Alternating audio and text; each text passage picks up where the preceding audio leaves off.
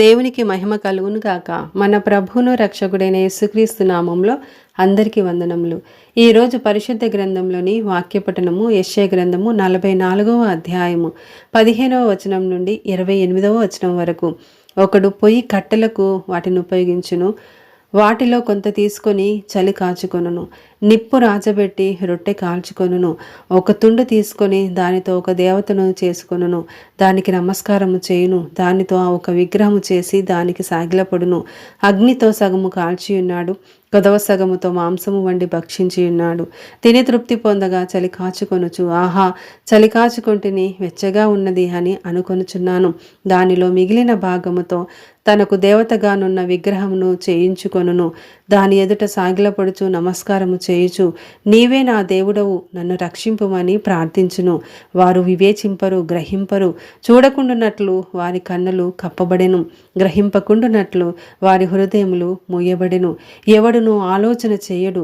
నేను అగ్నిలో సగము కాల్చి తిని, నిప్పుల మీద వేసి రొట్టె కాల్చి తిని, దానితో మాంసము వండుకొని భోజనము చేసి తిని, మిగిలిన దాన్ని తీసుకొని దానితో హేయమైన దాన్ని చేయొద్దునా, చెట్టు మొద్దుకు సాష్టాంగపడుదునా అని ఎవడునూ ఆలోచింపడు.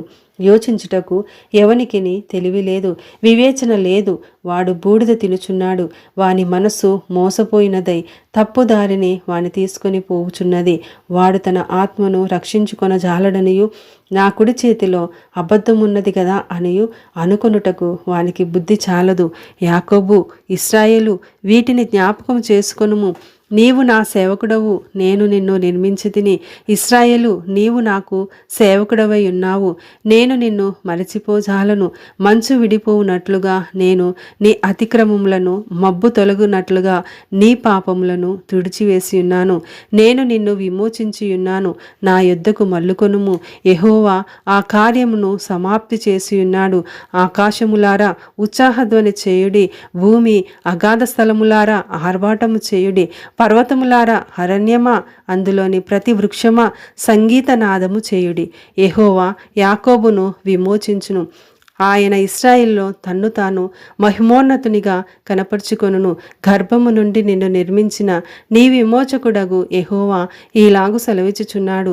యెహోవా నగు నేనే సమస్తమును జరిగించువాడను, నేనొక్కడనే ఆకాశమును విశాలపరిచిన వాడను, నేనే భూమిని పరిచిన వాడను, నేనే ప్రగల్భముల ప్రవచనములను వ్యర్థము చేయువాడను, సోదెకాండ్రను వెర్రి వారినిగా చేయువాడను, జ్ఞానులను వెనుకకు త్రిప్పి వారి విద్యను అవిద్యగా చేయువాడను నేనే నా సేవకుని మాట రూఢిపరచువాడను, నా దూతల ఆలోచన నెరవేర్చువాడను. యెరూషలేము నివాస స్థలము అగుననియు, యూదా నగరులను గూర్చి అవి కట్టబడుననియు నేను ఆజ్ఞ ఇచ్చి ఉన్నాను. దాని పాడైన స్థలములను బాగు చేయువాడను నేనే నీ నదులను ఎండజేయుచున్నాను. ఎండిపొమ్మని ప్రవాహముతో నేనే చెప్పుచున్నాను.